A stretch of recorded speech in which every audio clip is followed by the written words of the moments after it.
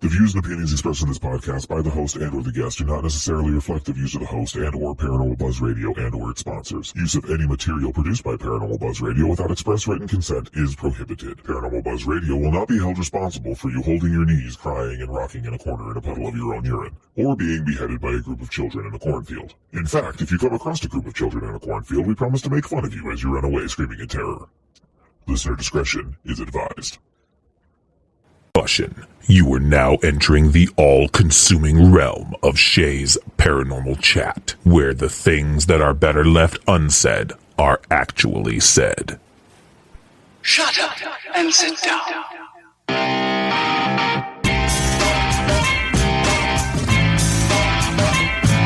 You're listening to Shay's Paranormal Chat. Paranormal podcasting done Shay's way. Tons of fun. Dude, seriously? A bit sarcastic. Hashtag investigator, not hunter. But always real. Hashtag data, not evidence.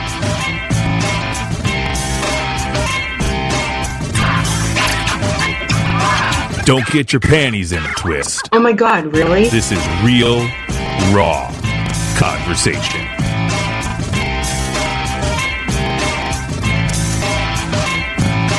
Ladies and gentlemen, welcome to the show.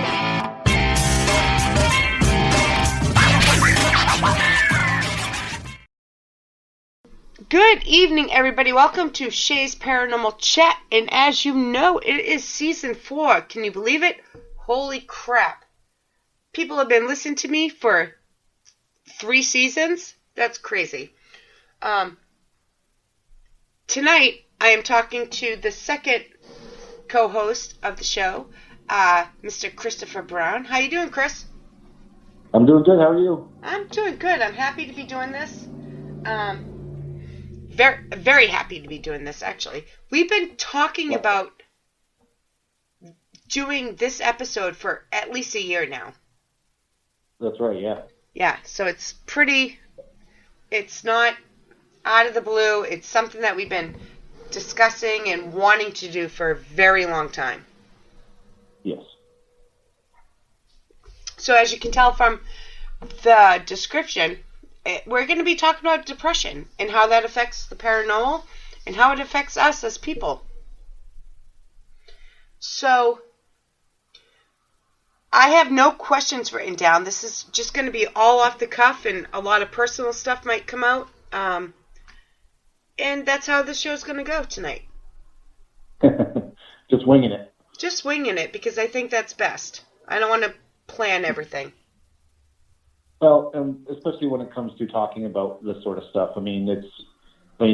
Depression is not scripted, and depression is certainly something that everybody experiences individually. So, I think it's a good approach.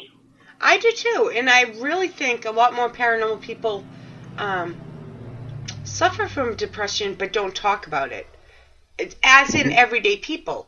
They're afraid to discuss it. And so I think this is an icebreaker, and I hope people understand where we're coming from and why we're doing this. Yeah, ultimately I hope that somebody can hear our stories and kind of be like, oh wow, I'm not alone, and there are other people that are dealing with the same type of thing that I'm dealing with, or similar to, Exactly. If you reach, I feel if we reach one person, that's good enough for me.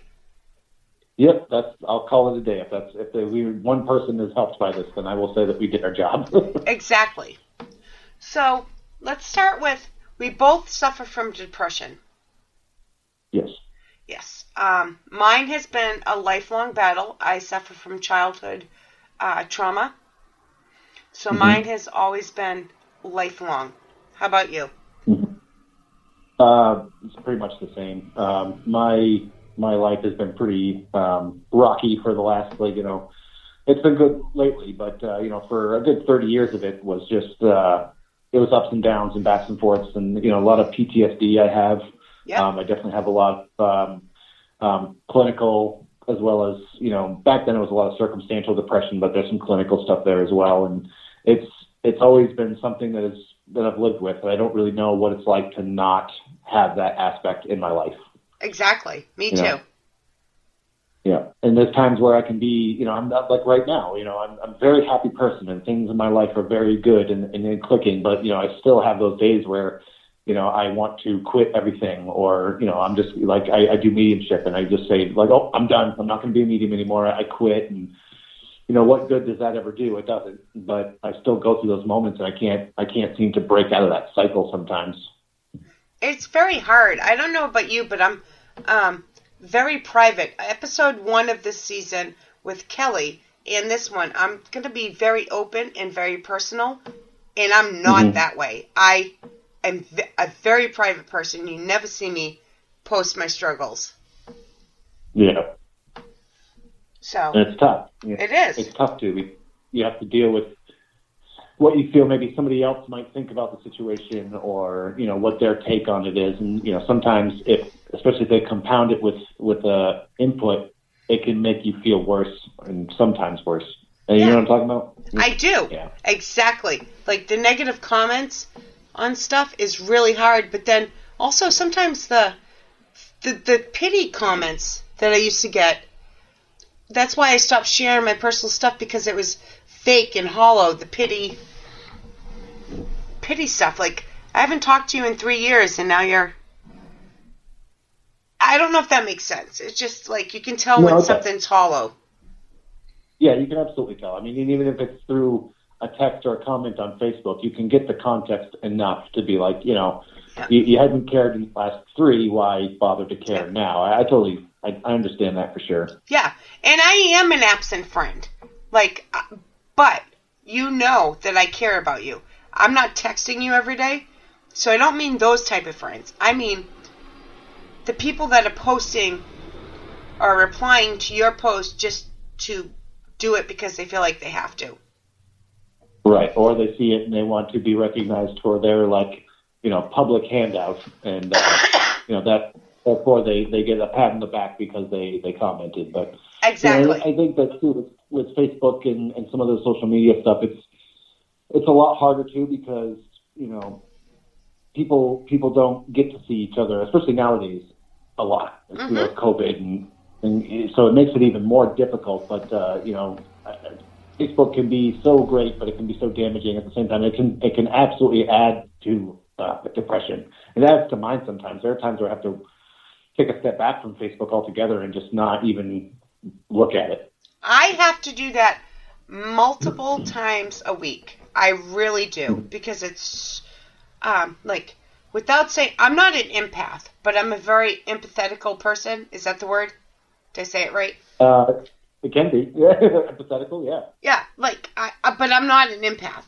But I feel people's pain, and it just gets to me. So there's multiple times a week, 7 days a week, I would say 4 days a week, I have to put my phone away in the afternoon. Just nope, can't do it.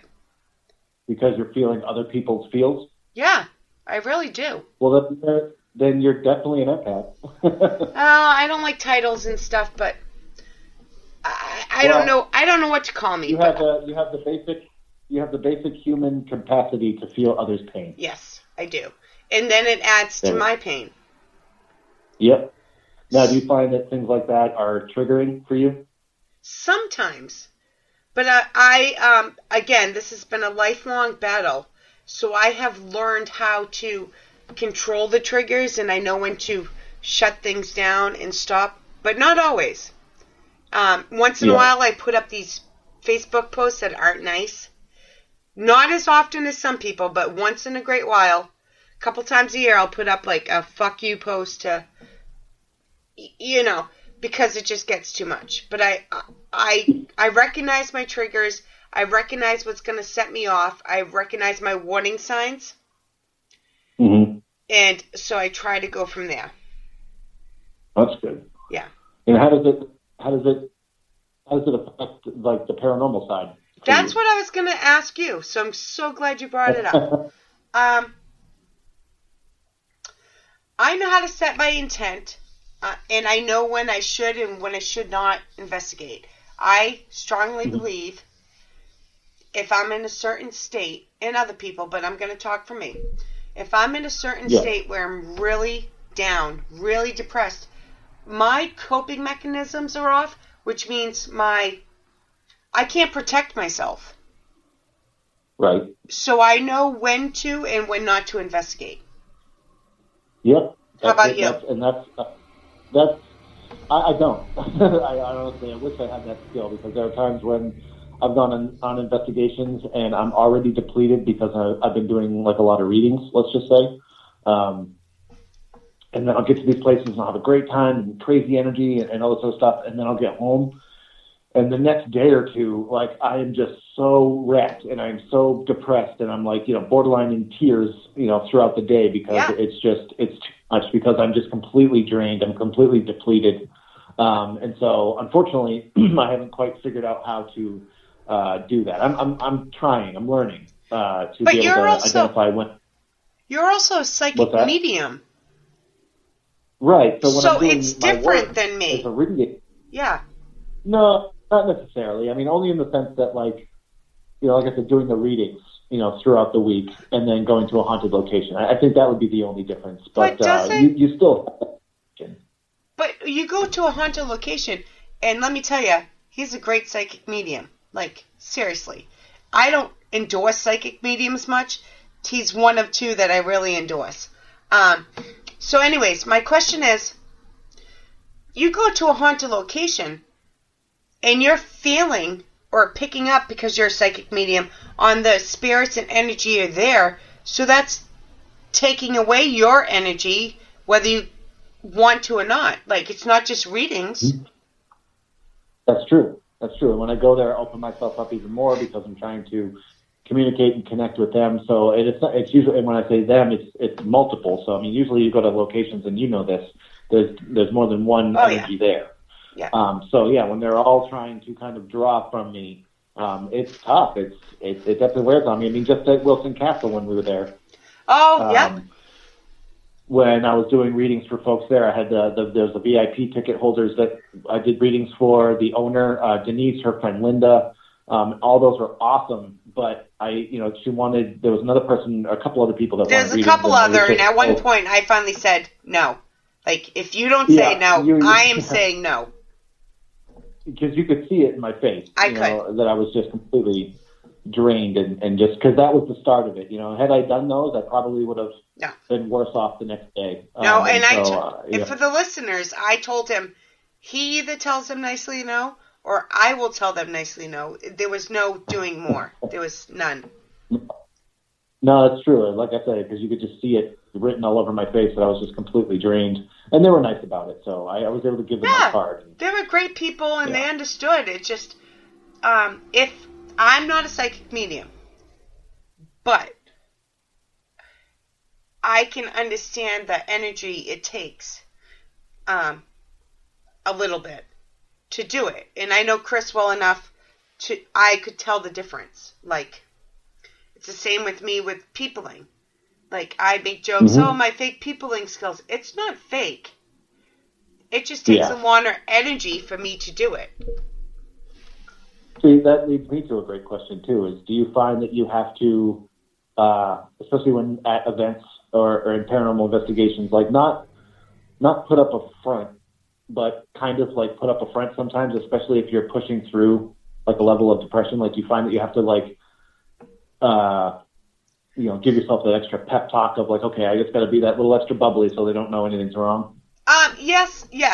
All right. So this is how I explain it, because it's the same thing for doing shows. Most of my shows are live, except for this season. It's the same thing. It's still me. I just make sure I, what's the word? Prepare. Yeah, prepare, but I also make sure like I accentuate it. Like, it's really me, but I want the best of me to come out. Exactly, yeah. And do you find that's extra or draining? Oh, yeah, definitely. That's why at Wilson Castle, like, all my friends are there. Chris, Toby, Tony, Travis. Now I'm going to forget somebody. Paranormal 5. Like, all my friends were there. But as you know, I had to keep hiding just to ground myself to on downtimes because I'm so busy interacting with people, and it's very hard. Mm-hmm. It really is, because I pick up on their energy, and then they pick up on mine, and I'm like, okay, positive energy. Yeah, trying to put that out there, which is, again, I feel like that's, draining in and of itself as well, because if you keep constantly having to try to push that out there, it'll just, I'm not going to say deplete you, but it's difficult to keep that level up, especially when you're dealing with that depression and that kind of like energy draining. Yeah. Yeah, I agree. I mean, let's face it, the past few years have been rough for you too, for both of us. And like you said, your career is going really good. But like the network's going really good and we're doing all this stuff. But sometimes, not sometimes, most of the time, personally, it doesn't reflect how good the other thing's doing. We're still hurting. It's hard to separate the two. It is absolutely, and that's a great point. I mean, because there's the persona that you have on Facebook, or the what people see of you on Facebook rather, and then there's what's really going on behind the scenes. Now, what it might look like on Facebook is that I travel all these cool places, and I do, and I get to see these things, and I experience X, Y, and Z. But there's a lot of the times where, and we're being candid here, so where I'm home and I'm by myself and it's just me and the dog, and that can get kind of, it wears on you a little bit. You know what I mean? I do. So, I have a beautiful fiance, and she's with me every single day as well. But when she's at work, and I don't have readings, I'm at the house doing nothing, and that's when kind of my depression kicks in a little bit. Because it's your downtime. You don't have to personify or like be like, I feel great because I'm working with you, I'm doing this for you. So you're alone, and that's when it hits. Right. And that's when, I'm a very like social person. So when I'm around people, I can kind of be like, this is great. But when I'm by myself, that's when I get inside my head and I start to be self-deprecating sometimes. And, I'm still trying to figure out and learn how to break free from that. But that's kind of what I was trying to say is like, there's what you see on Facebook, and then there's what people are actually going through. That's why I post so much shit about, be kind to other people, and like, don't assume that their life is one way when it could very well be another. You know what I mean? Like, look at Robin Williams. Robin Williams fucking killed himself, and he looked like he was the happiest guy that you could see. He's all happy-go-lucky. And the funnier they are, sometimes the more hurt they feel.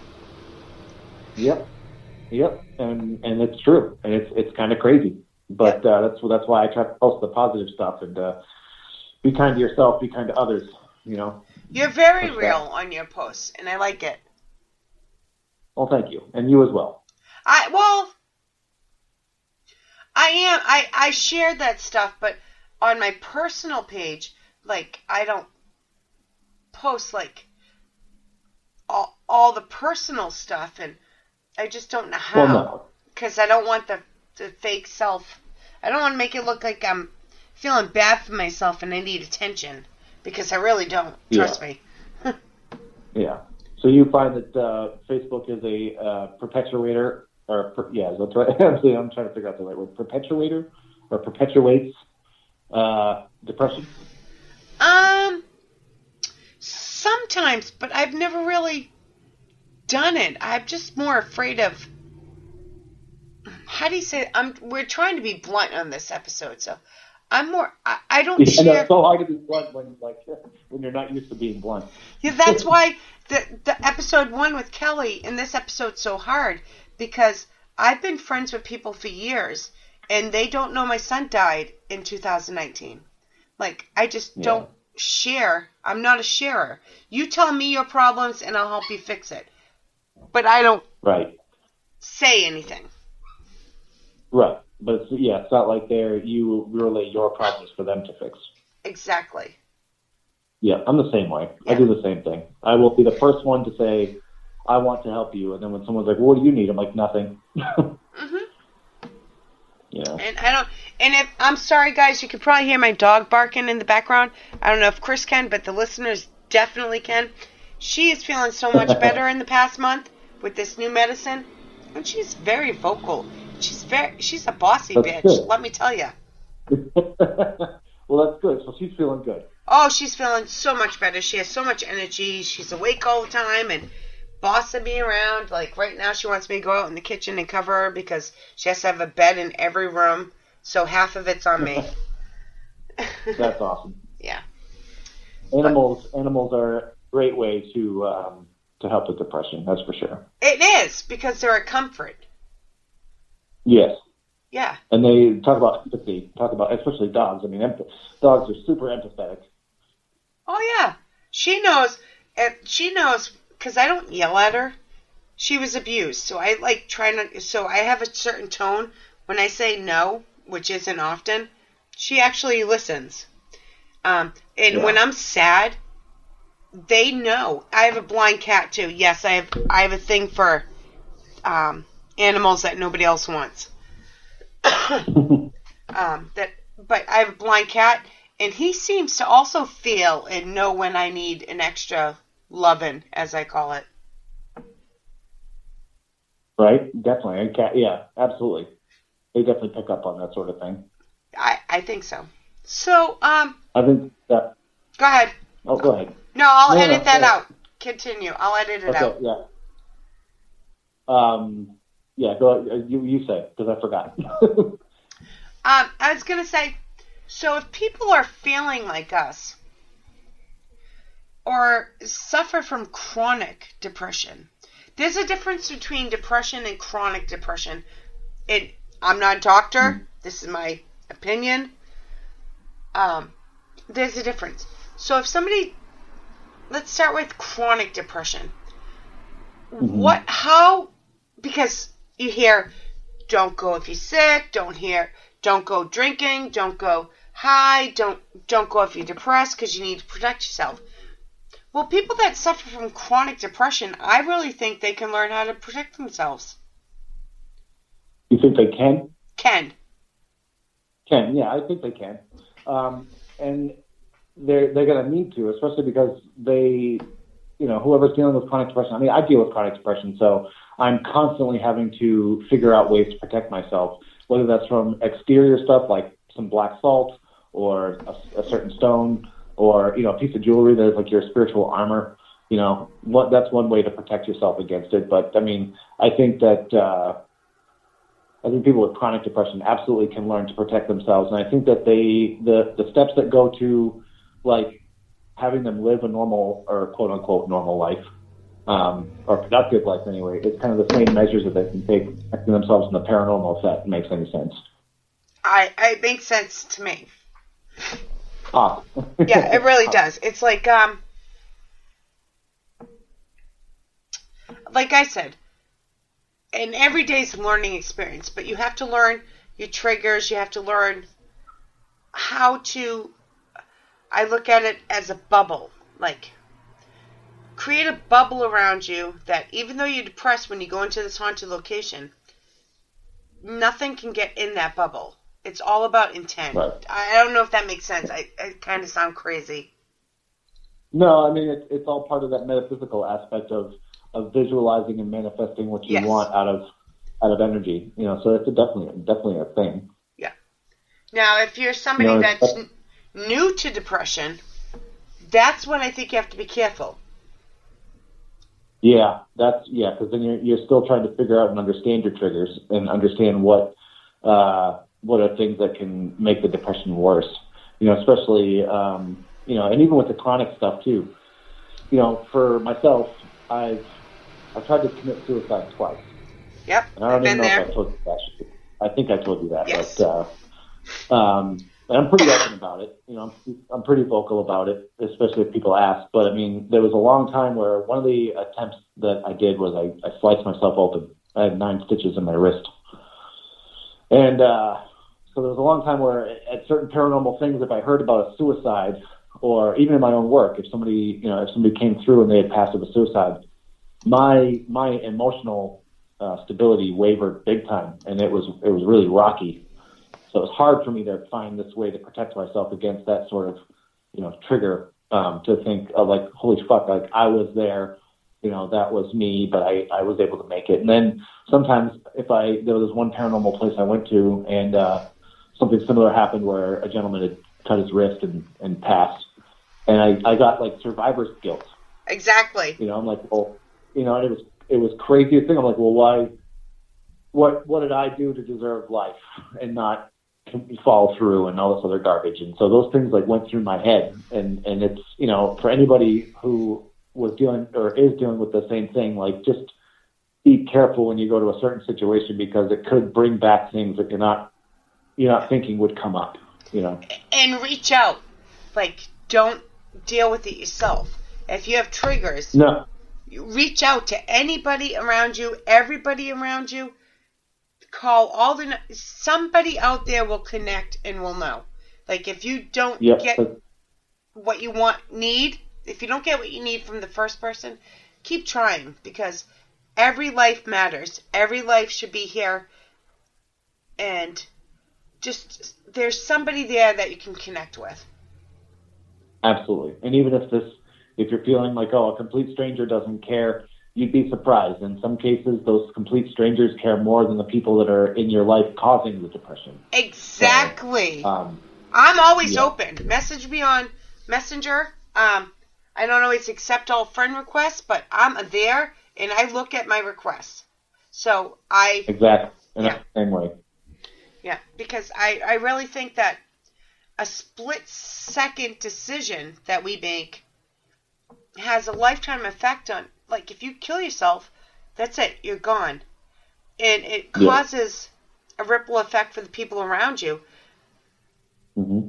But most people that live through, and correct me, but I'm pretty sure, most people that have lived through suicide attempts, and again, that I have been there, are grateful it didn't work. I am, for sure. Yeah. I admittedly don't talk to many survivors, but I'm glad that you feel the same way. But yeah, I think that, once you find this newfound kind of like, reason to be here, regardless of what it is, whether it's just to be or whether it's this greater purpose or whether there's no purpose. I mean, you don't need a purpose to be here. You just need to be here. Exactly. I think that's one misconception too, is some people are like, oh, I need to find my thing. I need to have my place in the world. And it's like, you already have a place. You're here. Just, know that. So anybody listening too, like, you don't need this greater purpose to be here. You don't need this ultimate thing that's going to be your thing. You just need to be, and it'll find you. It will. And we never know who we affect. Like, no. I believe that every individual affects somebody in a positive way, and they don't even know it. Nope, exactly. So, even down to the very minimalist of, like, holding a door open for somebody. In the moment smile. They might walk by. Yeah, a smile. You open the door for somebody, and in the moment they might not even say thank you. They might keep walking by, and you might think like, wow, what a fucking asshole! Like, they didn't even say anything. But you never know. Maybe a week from then they're having coffee, and they go, wow. I completely walked past that person who opened the door for me. Like, what a great gesture. Exactly. And then they go ahead and they do the same thing. They pay it forward, and then they open the door for somebody, and then that person doesn't say thank you. They go, wow, what a dick. And then the cycle starts over again. No, I've been there. I once went shopping, and the person in front of me was short by like $20 or something, and it was all food, like for kids. You could tell. Yeah. You can just tell. It wasn't like beer, alcohol. It was essentials. So I paid it. Yeah, things that family would need. Yeah. Yeah. So I paid it. I'm like, no, I got it. And then I went to the next store and bought my stuff. And I was like 50 cents short. I'm like, oh my God, now what do I do? And the person behind me who had no idea I just did it in another store gave me the 50 cents. That's awesome. See? Isn't it? I love that story. And that's like the universe absolutely kind of making things full circle and bringing it around, you know? Yep. And I don't want to say what stores, but I remember the stores. I remember the faces of people that I did it because it was just so like, all right, now I'm like, I'm digging through. I'm like, I don't have 50 cents. Like, okay, what am I putting back? And that's a horrible feeling. Everybody knows that. And the person behind me was just like, here you go. Yep. So, no. I remember getting to a donuts coffee line and not having to pay for a coffee because somebody ahead of me had done it. And then I'm like, wow, like, this is actually a funny story, too. As I got to that line, they did that. The next day, I went to the same Dunkin' Donuts, and the line was, like, out the door. And I was just like, geez, oh, my God, this is going to take forever. Come to find out, everybody was paying for each other's coffee ahead of them. And that's why love it was taking that. so long. Like, it was insane. I was like, are you fucking serious? Like, everybody was just paying for the back one, and it got to my turn, and I was just like, well, might as well keep this train rolling. I was like, what's the person behind me's bill? I'll pay for him. And they were like, oh, my God, please. Like, so many people were doing it, and it was so confusing for them. They're like, you have to stop. I love But it was that. a beautiful gesture, yeah. Yeah, I love stuff like that. Yeah. It's great. But little things like that can absolutely make somebody's day better. Yeah. A smile to somebody. These days with masks, it's hard to tell. But yeah, anything little like, hey, have a nice day, or good morning makes a big difference. right? Yeah. Or just ask someone, hey, are you doing okay? How are you? Yeah, I agree. All right, so... So I take medication for depression, and it's helped a lot. It definitely got myself right on a good track and on the right path and feeling better.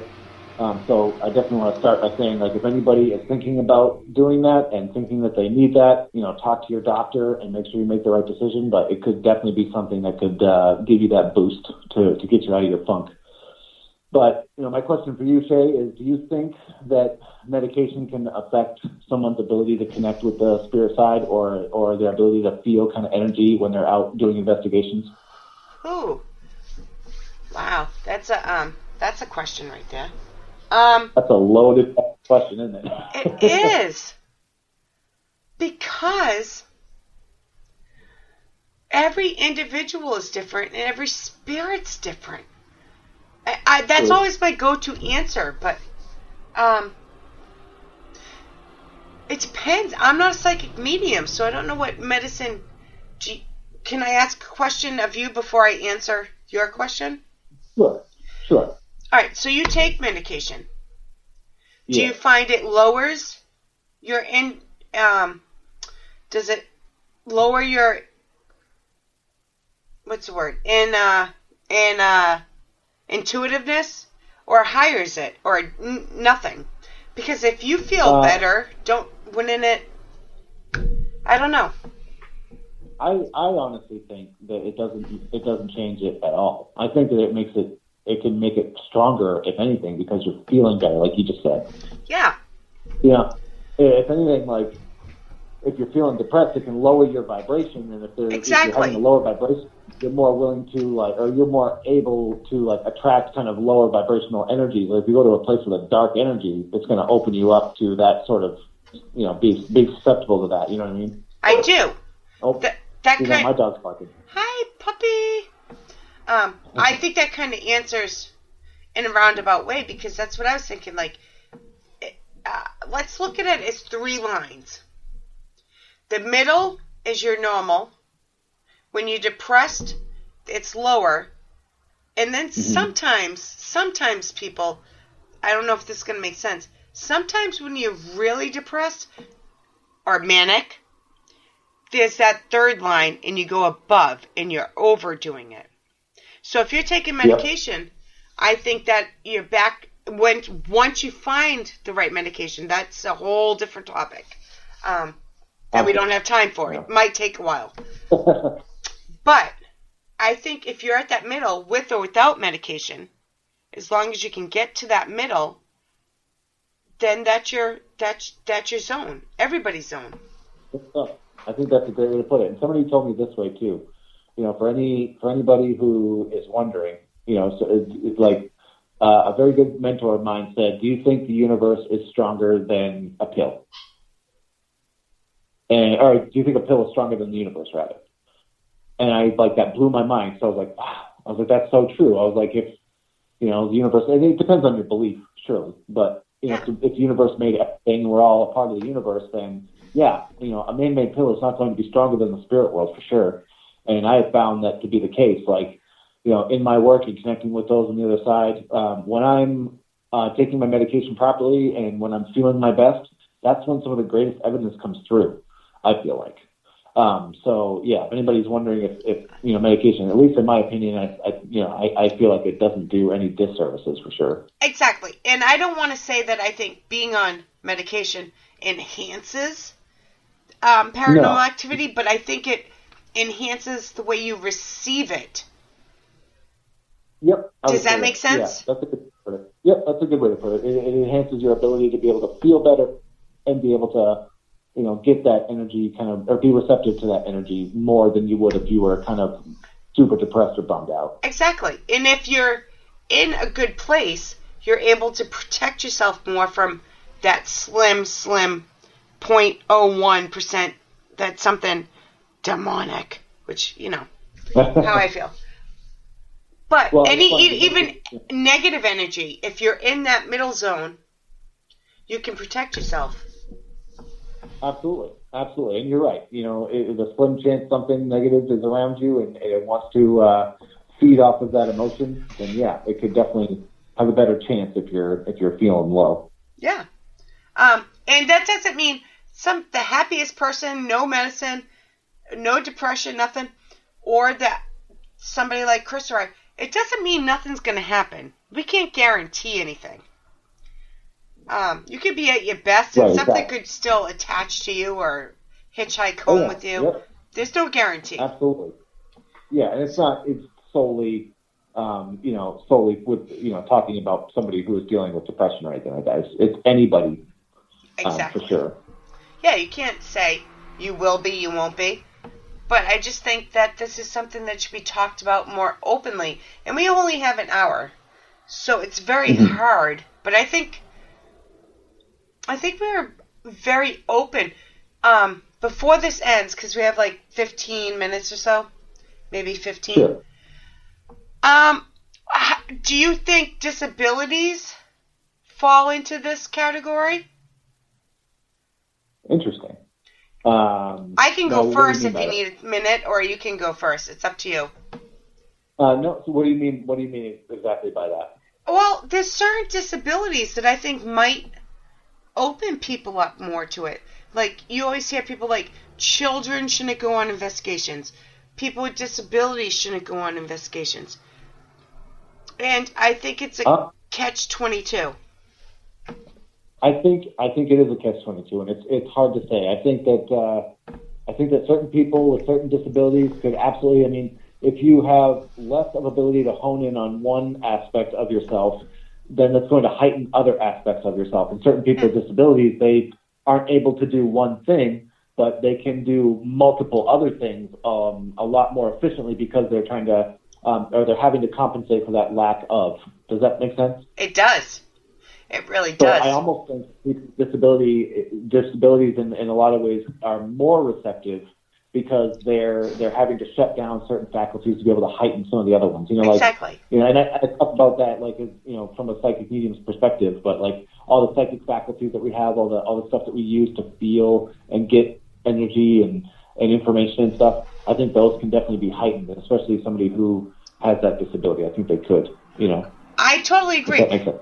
It does. It really does. And it's hard because we don't have time to specifically mention disabilities by name, nor do we want to. Right. That opens up a whole nother show. But like, all right. So certain disabilities, I think, let's start with this. I think psychic mediums, such, etc., etc., I think a different part of their brain works differently than mine. Yeah. That's my opinion. What I'm about to say is totally my opinion.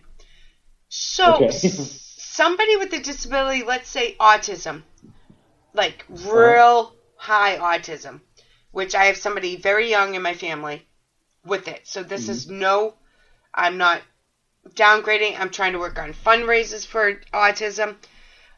My point is if a certain part of their brain doesn't work, how do we know another part of their brain isn't working if certain doctors aren't looking for that? That's a great question. You know what I mean? And I don't know how to answer that, but I do know that... I don't know how to answer. It's my question, and I don't know how to answer it either. But I'm just saying, like, this is my thought process, and there's no way to figure it out. Sorry, I interrupted. Well, no, that's okay. But it does lead me to one thing about, people with autism and being open to paranormal stuff. Yeah. I ran into a case where I was doing a reading for somebody. They had paranormal stuff going on with their autistic son. Yeah. And it was the craziest thing. He had an object that was his favorite thing, and nobody could touch it. And if it was missing by any stretch of the imagination, then then he would have a very hard time with it, which is very, indicative of people who suffer from severe autism. But at one point, this little girl's spirit came through during this reading, and she was saying that she took his toy, and they were like they were jokingly saying, well, can you ask her to bring it back? And so I kind of, I said, well, yeah, we can all ask her. So I said, yeah, whoever's here, can you please bring his object back, so he can have it and can be at peace again. Sure enough, the next day the woman messages me and goes, yeah, that object was on the couch the next morning. See, I love those stories. And the thing is it was missing, and he didn't mind. He wasn't having the crisis that he normally would, because he was open to this little girl's energy. He was open to receiving that from the spirit world. And there's a lot of interesting things that could be investigated when it comes to people that are kind of living that experience. Yeah, as long as the people around them mean good and have their intents. Of course. This is my. All right, so. You know how they say children of a certain age are 3 to 5, different people say different things. 3 to 5, 3 to 6. They don't know the difference between reality and fantasy. Right? But in the paranormal world, that's the time that a lot of kids are most open. And they say they're taught, that's not real, that's not real. So they lose that psychic ability. But somebody, and again, I'm using autism because it runs in my family.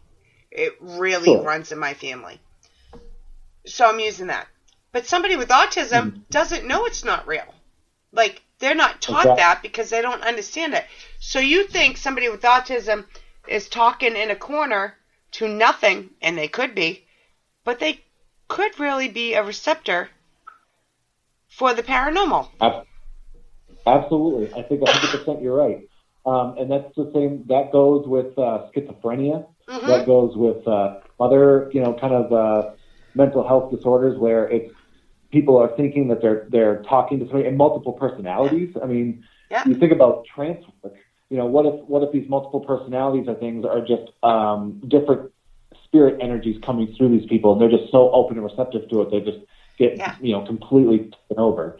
But same thing with schizophrenia or autism, like you said. You think they're communicating with, seemingly nobody, and they could very well be communicating with the spirit world as well, because, like you said, they don't know that it's not, they haven't been driven into their head that it's not a real thing, which it certainly is. But, exactly.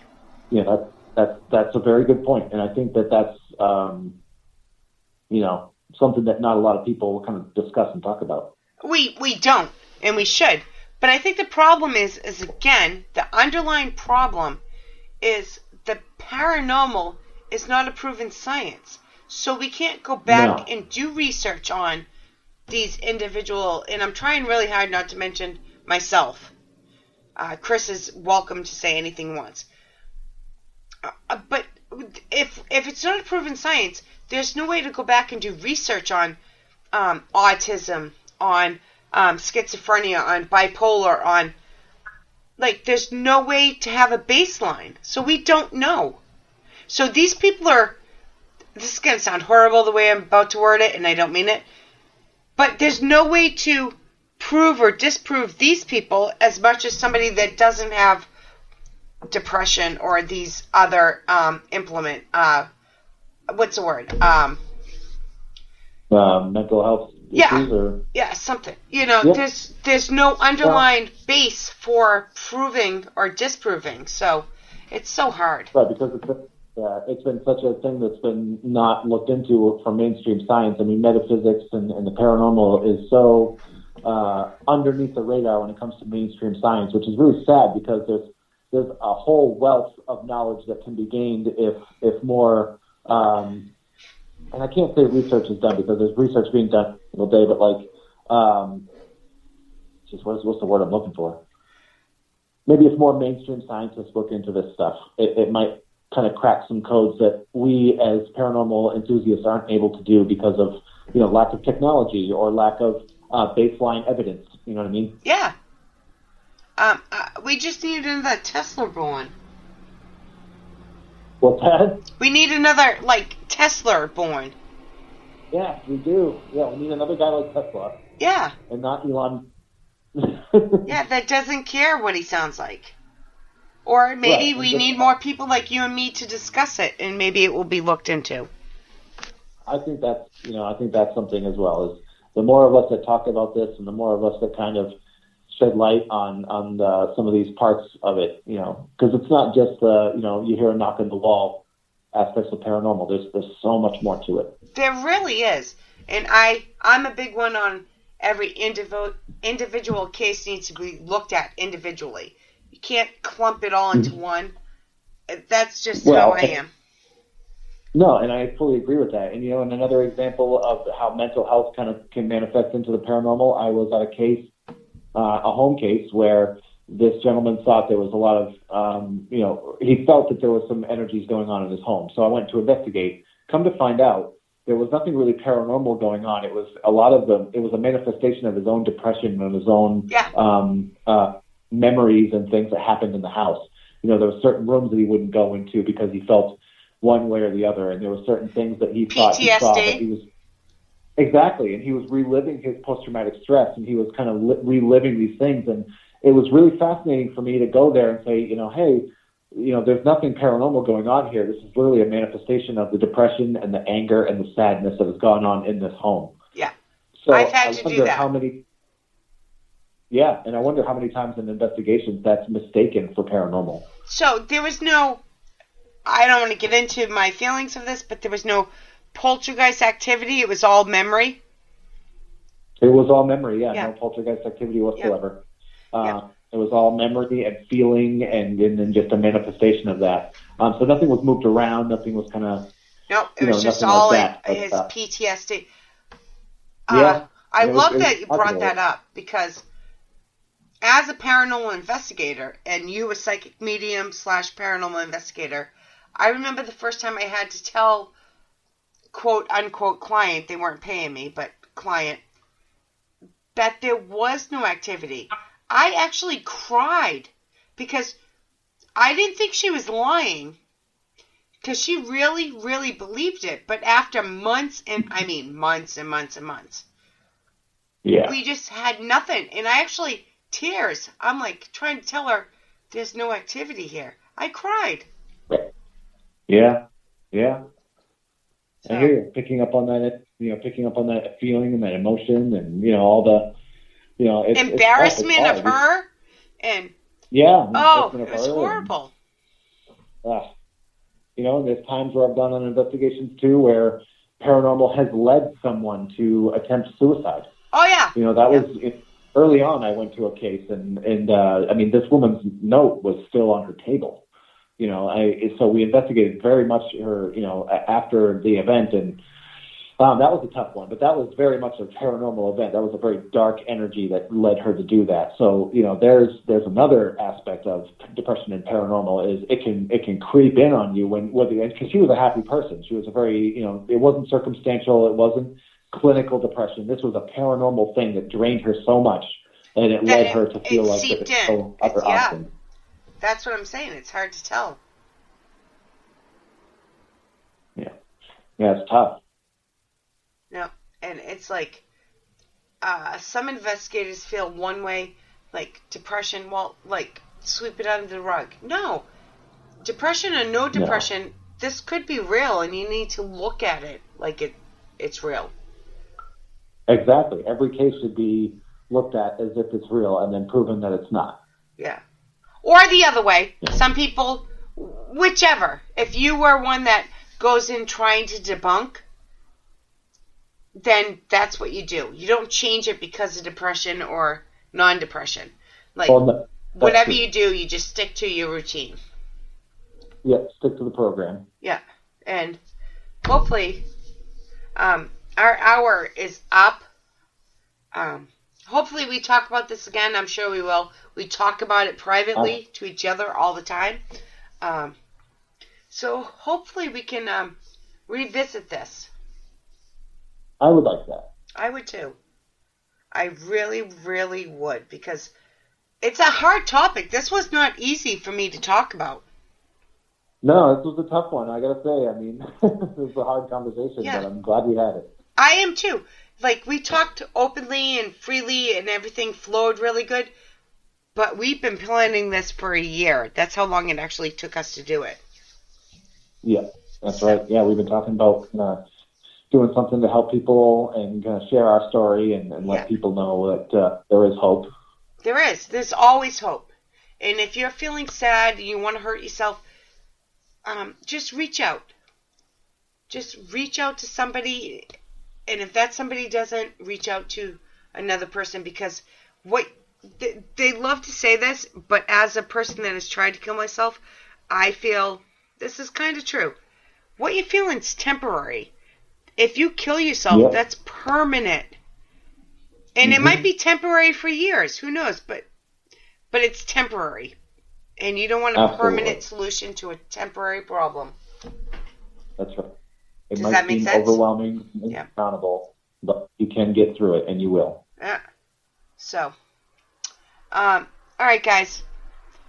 I hope everybody understood what we were trying to say. Chris, since this is season 4 and the first time you're on as a co-host, always your co-host, but can you throw out your social media? My social media, you can find me at Psychic Medium Christopher at Facebook. You can also catch me on YouTube at the I Fucking Knew It YouTube channel. And you can catch me working with Toby Hartford on our web series Soul Searching on YouTube as well as Facebook. Yes. So check him out. And as always, again, I just want to say my messenger is always open. I check my messenger requests. If you need something, just message me. Likewise. I am always available. Both of us. And we both mean that. So, all right, guys. Good night. Thank you for listening. Peace, guys. Take care.